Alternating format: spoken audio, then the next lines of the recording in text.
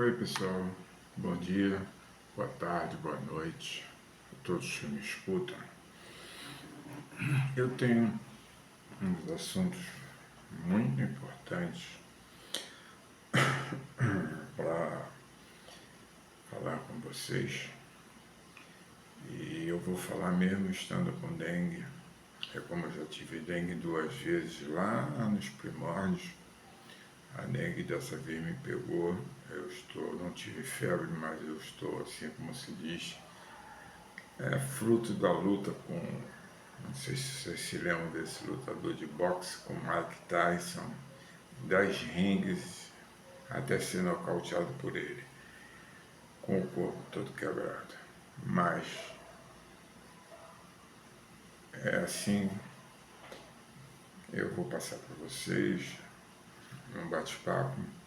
Espero que vocês, se gostarem, se manifestem. Se vocês quiserem criticar, critiquem, mas por favor, não façam como certos amigos nossos que são leitores do nosso canal.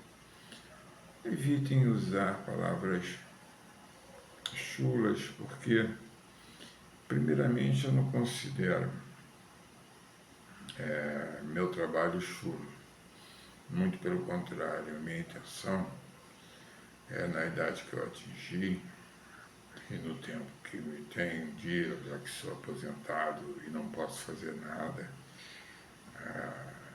por causa de 7 hérnias de disco, cegueira na vista esquerda e 7 problemas na minha perna esquerda que me dificultam a locomoção. Então, isso é problema, não quero que vocês se preocupem com isso, porque eu só estou explicando para vocês, porque eu diminuí o ritmo que eu estava postando. E quero agradecer a vocês por, em 2 dias, ter atingido 2.200 visualizações, que me fizeram muito feliz, e alguns comentários que me fizeram felizes, porque o comentário e o like não é com intenção de ganhar dinheiro com isso. Principalmente, eu comecei num PC que ia gerar ganhei nota, eu digo nós ganhamos nota 10 em conteúdo e volume de conteúdo. Em 2 dias eu produzi mais que muita firma produz. E vocês, eu vou tentar, o assunto que eu vou entrar agora, que é a teoria da relatividade integral de Einstein, que foi lançada depois de um eclipse em 1919, mal visto em todas as partes do mundo, mas com equipamento bem rude, com vários problemas de foco, de estabilização, de posição, de captação de luz e o desconhecimento do conteúdo das coisas e do próprio Sol. Nós hoje conhecemos o Sol como nunca. Dois satélites foram bem perto do Sol ver o que estava acontecendo na superfície do Sol. E nós descobrimos coisas maravilhosas sobre esse nosso astro-rei, né? Que é uma estrela, mas que para nós tem o nome de Sol. Assim como Alfa, Beta e Alfa C, Centauro, essa tríade de estrelas é um sistema terciário de estrelas O que é muito comum no espaço é a existência de estrelas binárias. E quando eu estudei física, a teoria que se tinha na época, na faculdade, é que o nosso sistema solar era para ter sido um sistema binário. O Sol, os planetas rochosos que vão até Marte, que já se sabe teve atmosfera, água, corrente, natureza, só não se sabe porque não se encontrou rastro nenhum de resto de vida ou ele perdeu a atmosfera praticamente, a atmosfera dele é bem tênue e imprópria ao nosso uso, né? E a distância dele faz com que os astronautas tenham muita dificuldade de serem mandados para lá e não vão ser.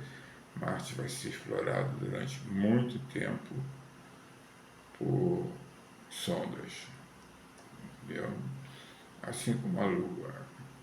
E o que eu tenho a dizer da Lua é que a Lua ela possui uma muito tênue atmosfera, mas 45% do solo lunar ela tem 3 camadas: solo, manto e centro, e núcleo, né?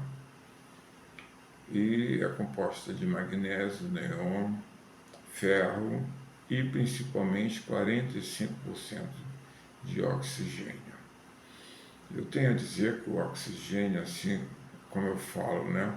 Que o hélio é um elemento carente, que ele está sempre querendo se juntar com alguém, o oxigênio, no meio que ele se encontrava, né, num colapso planetário, ele começou a reagir com vários metais que não se sabe ainda quais são, mas pelo menos ferro, neon, argônio, magnésio, sílica, lá existem. O oxigênio, para não ser lançado ao espaço, parece que a matéria tem uma certa inteligência, né? Como o planeta estava entrando em colapso, a atmosfera começou a perder força e se esvair no espaço interplanetário, né? Então, o oxigênio se agregou rapidamente a esses metais. Então, para você obter, você pode, em Marte, na Lua, quer dizer, ter uma atmosfera. É difícil de contê-la por causa da proximidade com a Terra, que vai causar uma distorção na atmosfera dele, mas oxigênio para respirar na Lua, nós temos agora os meios de fazer a separação e gerar o oxigênio puro. Ele está todo agregado com esses íons metálicos que eu já citei, como ferro, argônio, gerônio. Ele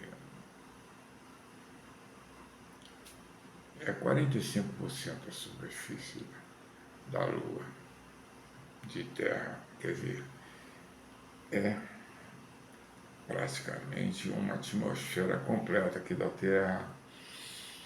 Então, a gente tendo meio de separar o hidrogênio e liberá-lo no espaço com a devida vênia, né, com o devido cuidado, nós teremos como respirar, entendeu?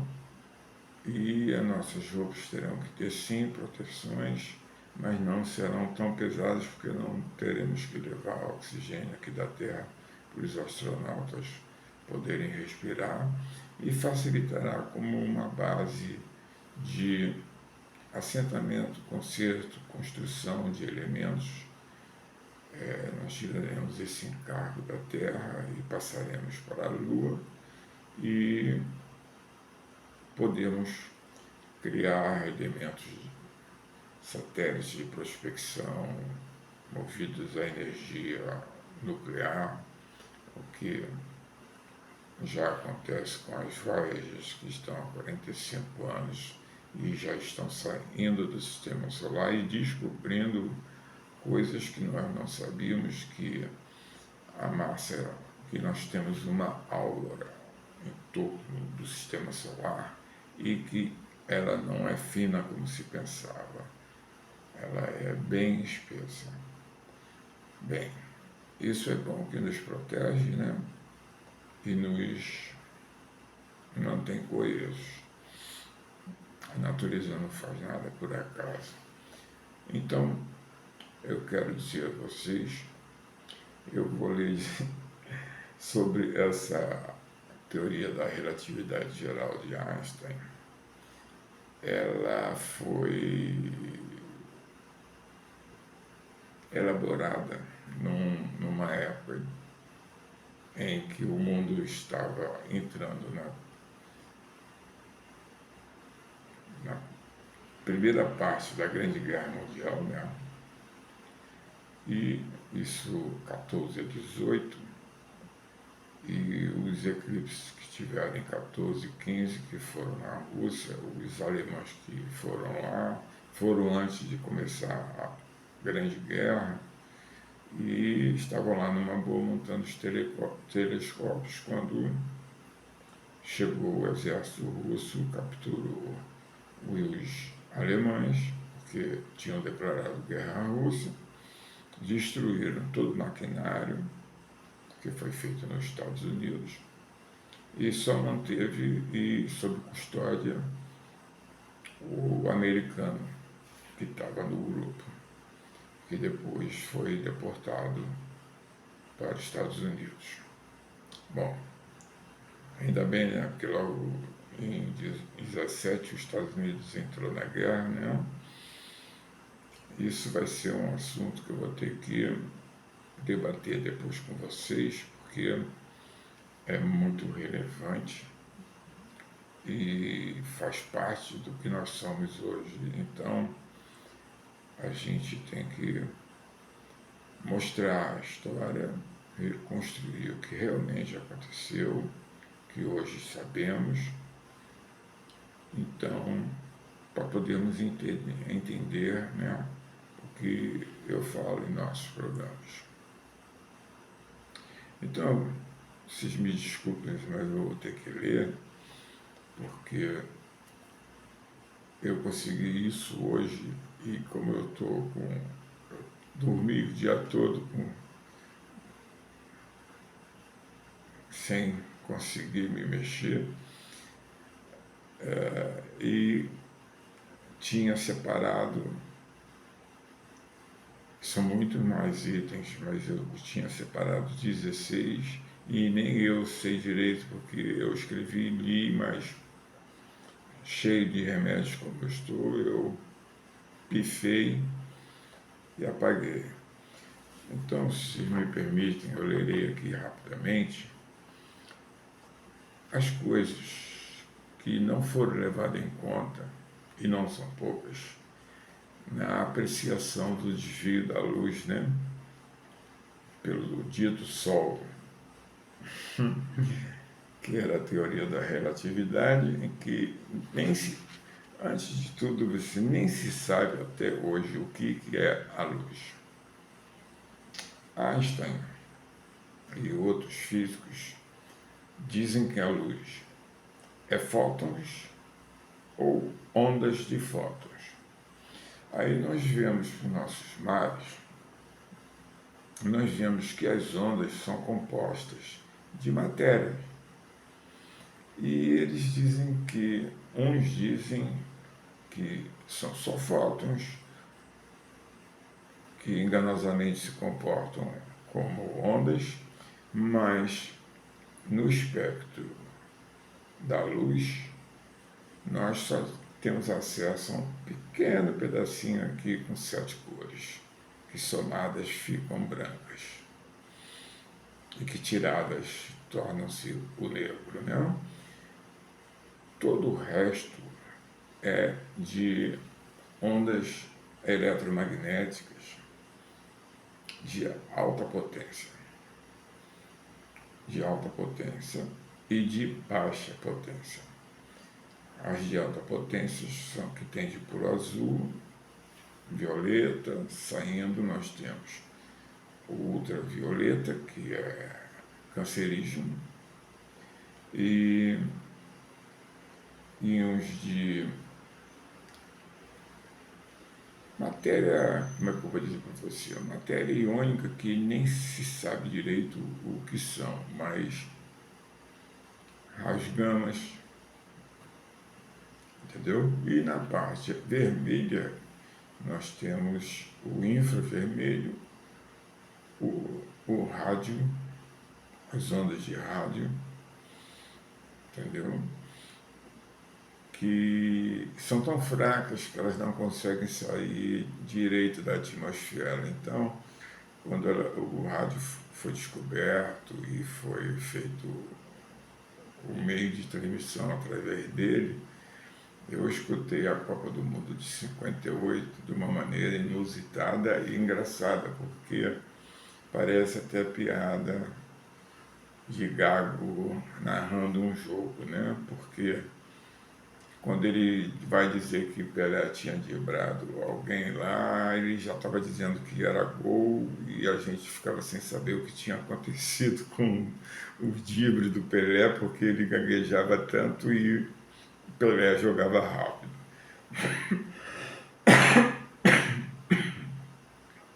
Me desculpem, por favor, tá? Mas o meu sentimento de passar a vocês essas informações vai me ajudar a dormir melhor, porque isso está me incomodando muito. Então, eu intitulei nossos tipos de medições cósmicas. Tudo tem que ser considerado. Exemplo. O exemplo primeiro é a distância da estrela-alvo. Isso não foi levado em consideração na época. Não tinha nem como calcular direito. Desvio para o vermelho pela distância. Eles, na época, era teoria que era possível medir a distância para o desvio para o vermelho. Então não foi usado. Validade é velocidade da luz ao chegar na coroa solar. Bem, você imagine que essa luz está vindo lá dos confins do universo e com o universo ele não é um vácuo absoluto, ele é uma sopa de micropartículas de a luz com o tempo vai perdendo. Ela não perde a frequência, ela perde a frequência, mas não perde a velocidade. Então, o que quer dizer perder a frequência? Ela vai se avermelhando por causa da distância. A densidade da coroa solar que agiu como forte refratora e refletora desta luz. A coroa solar, ela é 4 vezes o Sol. Ela engolfa o planeta Mercúrio. E o planeta Mercúrio, estranhamente, ela é composta de plasma de íons, plasmas de ferro. Vocês sabiam, o Sol tem muitas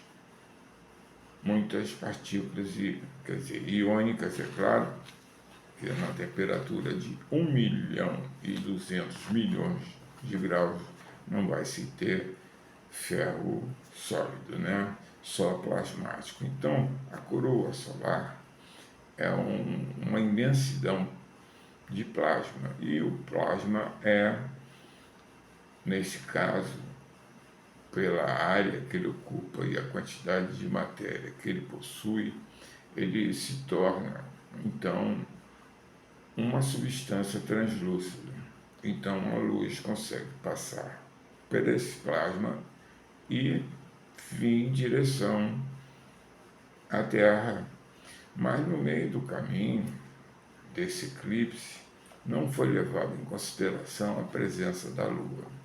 Ora, se o efeito é distorção pela massa, distorção da luz, pela massa do objeto por onde ela passa perto, se o Sol, claro, que é imenso, e a Lua, que estava muito mais próxima da Terra, mas que estava no caminho dessa luz, possui também uma massa de 1/4 da Terra, e a luz passou bem perto da Lua, obviamente ela também influenciou, entendeu, nesse comportamento. Isso se a teoria da relatividade se basear nisso.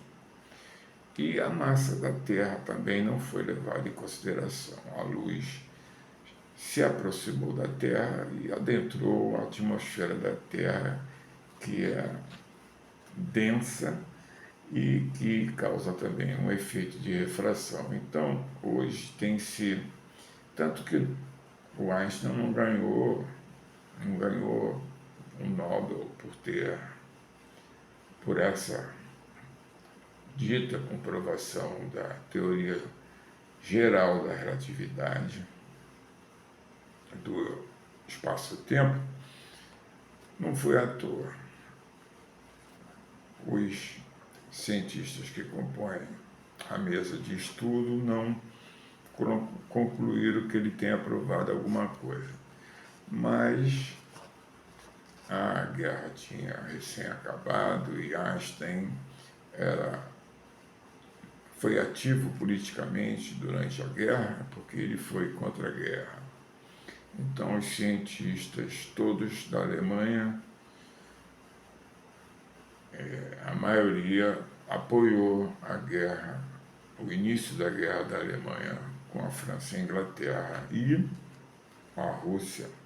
E Einstein fez o mesmo e conseguiu a grande quantidade com ele, somado aos que assinaram 4 assinaturas.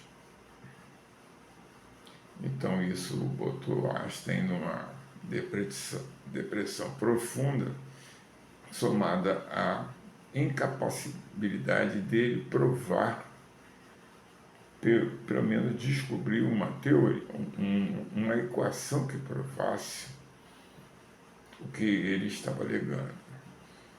E ele jogou todas as fichas em provar com o eclipse. Mas o eclipse, para a gente ser entendido que vinha a ser a trajetória da luz até a Terra, eu venho aqui com o 4º item, que é a densidade da coroa solar, que agiu como forte refratária e refratora da luz. 5º, conforme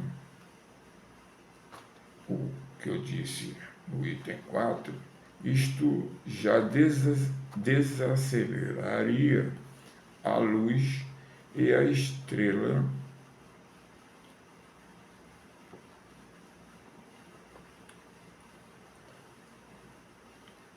desviaria consideravelmente a trajetória desse facho de luz. Então, seria mais um efeito óptico que não era muito bem conhecido pelos matemáticos da época, porque não pela teoria, é pela manufatura das lentes. Eles não trabalhavam ainda bem no tratar do vidro que compunha as lentes e no polimento desse vidro e na translucidade dessa matéria. 6. A massa exata do Sol. Ninguém sabia, só prospectava, só achava, né? Idealizava que seria com bases em cálculos de proximidade com o mesmo tipo de cálculo que fizeram para descobrir a massa da Terra, usaram de maneira torpe para saber a massa do Sol, mas não era a verdadeira massa do Sol. Fluxos plasmáticos do Sol e sua temperatura e velocidade. Poxa, isso interferiria no trajeto da luz. Fluxos piroplásticos, que o Sol é um eterno vulcão, né? 2. Das erupções solares, né? A Lua se movendo todo o tempo. Ajustes feitos para corrigir deveriam recebidos, né, distorções ópticas que não houveram. Tais ajustes forçaram um resultado falho. 12. A atmosfera da Terra, velocidade da órbita da Terra, tempo que a luz viajou entre a Terra e a Lua, tempo em que a luz viajou entre o Sol e a Terra, velocidade inconstante da luz no momento, que pode ter sido corrigida desnecessariamente, pois só iludiu o que estava acontecendo. E eu já estava no item 17 quando peguei no sono e consegui só escrever esses 16 e nem consegui decorar. Muita coisa eu fiquei sabendo agora também. Bom, então, poxa, por enquanto são 16 itens desabonadores à descoberta.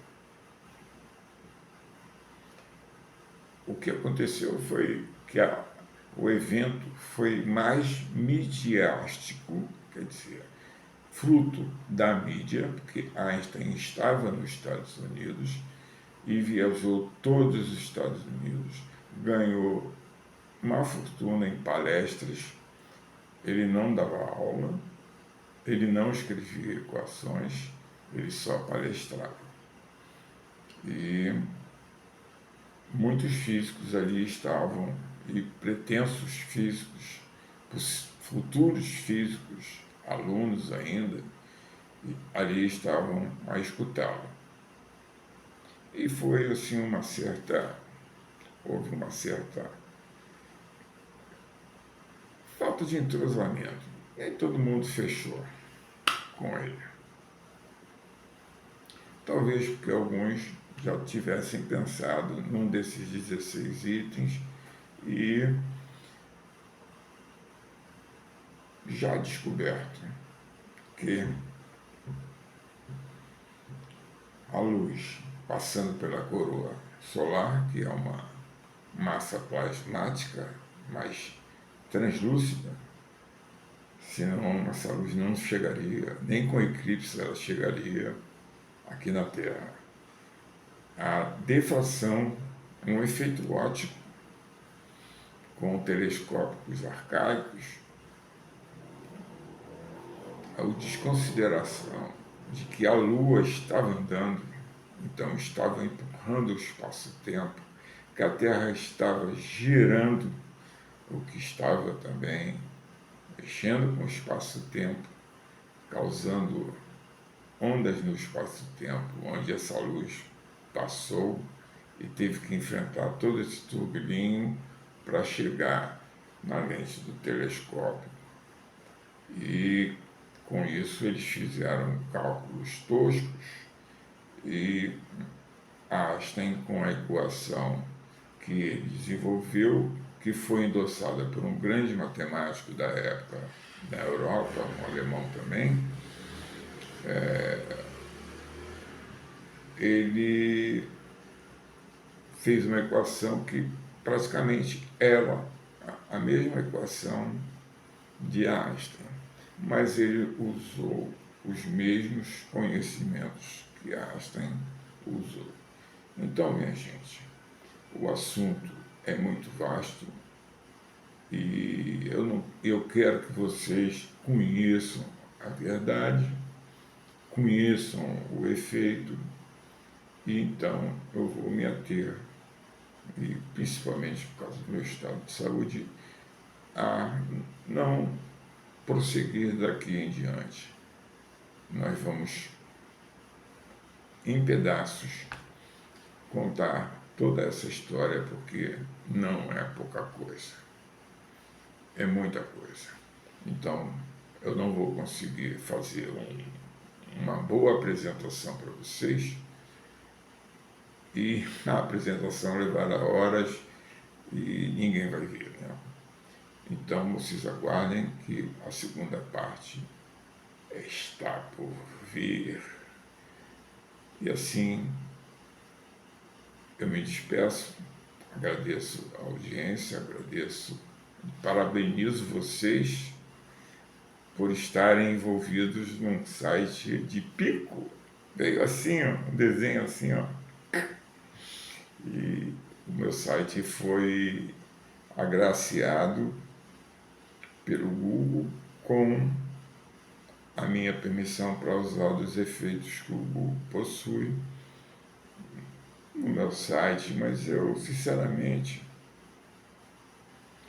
eu simplesmente, quando o site, eu vejo que o site tem muito efeito pirotécnico, muita coisa, muita letra, muita coisa, muito efeito, eu penso assim, o cara está querendo chamar a atenção. É uma vitrina de loja, né? Põe as roupas todas lá para a pessoa parar, olhar, entrar e perguntar o preço.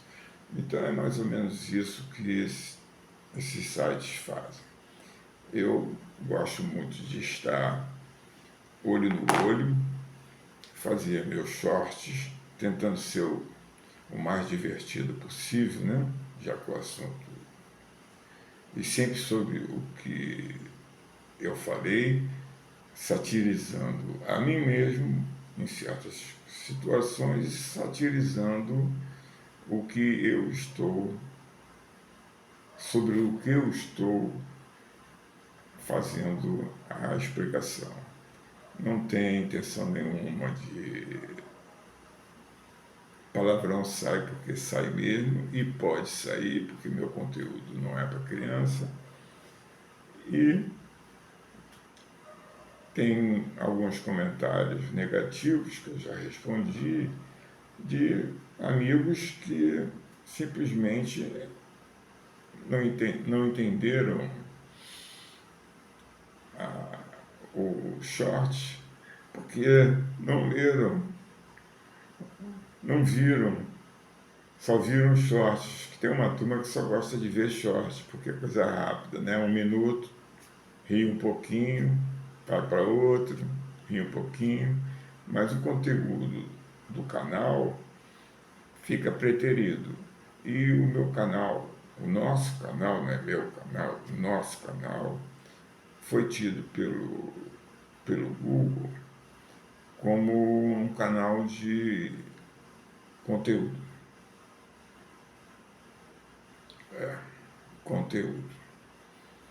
E vocês, quanto mais lendo com calma, leiam o que vocês podem ler, depois continue de onde vocês pararam, vocês não estarão perdendo nada com essa leitura. Eu, sinceramente, só coloco ali o meu conhecimento e o que pode acontecer, né, por dedução de quem estudou física e sabe muito de matemática, de desenho técnico, de desenho e história. Então eu queria dividir com vocês, meus amigos, esse conhecimento agora já no fim da minha vida, para não me sentir que eu me fui em vão. Então agradeço muito a audiência de vocês e, de certa maneira, o like de vocês para meu controle, entendeu? Subscrevam se quiserem, vocês são livres para isso. O like para mim é importante, porque é uma forma de eu saber. A visualização não quer dizer que você tenha gostado do que você viu. Então, me impossibilita de aperfeiçoar, de melhorar, que é o que eu quero. Então, gente, até a próxima. Fiquem com Deus e saúde, que isso é que é o mais importante.